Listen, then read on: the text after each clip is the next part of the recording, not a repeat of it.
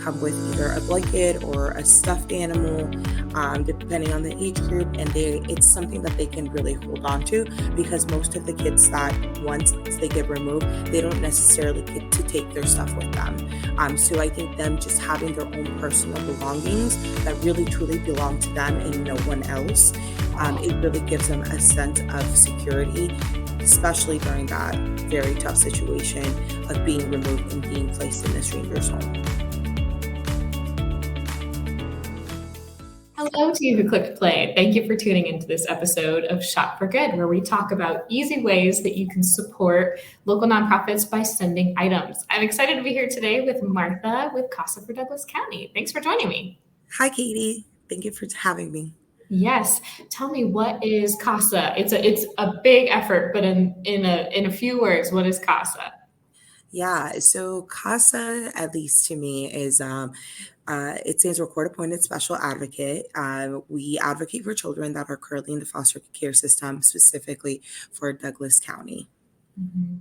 And what do those CASAs do? Those CASA volunteers, what are they doing when they're advocating for those children? That's such a great question. So we are a volunteer-ran organization. Like you mentioned, our advocates are paired up with a family at a time, and by the way that they advocate is we put them through training at first prior to actually becoming and getting sworn in as a CASA volunteer.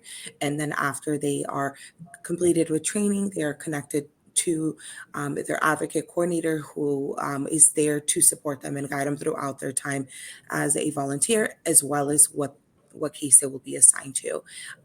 They advocate by meeting with the children, really getting to know them, not necessarily just in one aspect like the foster home, but really as a whole.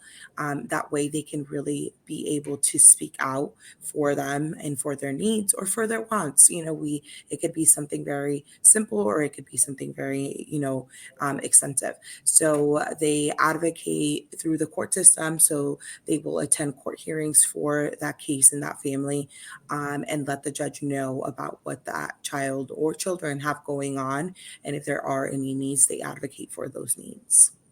And not only is CASA training up these volunteers to be the voice for the children, but you're also helping provide those physical items that these children need. Can you tell me a little bit about Project Hope Pack? Yes, definitely. So Project Hope Pack is a program that we have.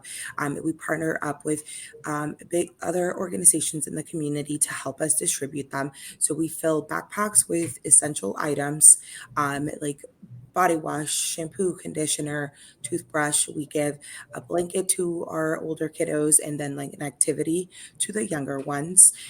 So then that way, whenever they are in an emergency situation, whether it's them moving placements, or they have freshly been removed, they get that Project Hope Pack. So then that way they have a sense of dignity. I think it's really hard to, as an adult, if we're somewhere spending the night, having those essential items really helps. And that's what we try to give to kiddos in foster care. So Project Harmony and Completely Kids are one of our biggest, organizations that we partner up, and they distribute these backpacks for the kiddos. What do these backpacks mean? What kind of feedback have you heard from these items that people are donating, the impact they're making? We get great feedback, especially from foster parents. They have realized that whenever they get placements and they have a Project Hope Pack, they see how the kids feel a little bit more comfortable being in the stranger's house. They have their own things; it's their own stuff. Like I mentioned earlier, they come with either a blanket or a stuffed animal, depending on the age group, and it's something that they can really hold on to, because most of the kids that once they get removed, they don't necessarily get to take their stuff with them. So I think them just having their own personal belongings that really truly belong to them and no one else, it really gives them a sense of security, especially during that very tough situation of being removed and being placed in a stranger's home. I hope when people see this, they go click, they go buy, they flood your doorsteps with these items, because these Project Hope Packs really do come at a very important time in these youth's lives. They definitely do. Yes. So, in addition to providing items, if people have a little extra time, how can they support with CASA? Well, we are always in need of volunteers, whether they want to volunteer to help us fill Project Hope Packs. That's definitely something that we get groups of people that come, or do donation drives for us for them. We also, that's one of the volunteer opportunities that you can do.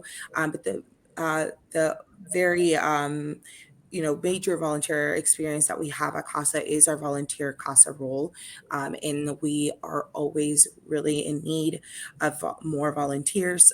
We currently have about 157 kids on our wait list, unfortunately.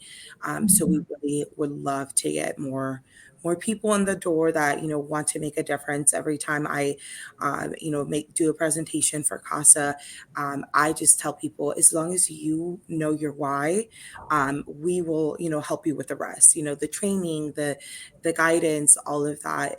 We just want people to really want to know why they want to make a difference, to kids that are in foster care. Absolutely. What else is coming up for CASA?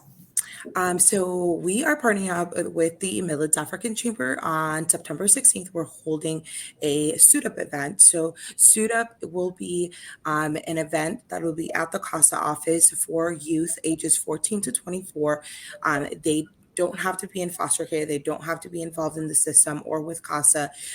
We will be providing them with a business style attire, headshots, resume prep, mock interviews. I believe LinkedIn will be there to help with resumes and LinkedIn profiles. So it's a great event. This is going to be our first one that we're helping and collaborating with them. So we're really excited, and we have some really cool donations. So if anyone wants to make any clothing donations, we have flyers out. Or if you want to register to volunteer at the event, that registration link is also on the flyers. Yeah, we would love to get more kids in the door to help them with these very important, things that when they prepare for being an early adult and starting, job searching. So yeah, Absolutely. Martha, thank you for your work and your team's work providing a voice for children. thank you. I appreciate you.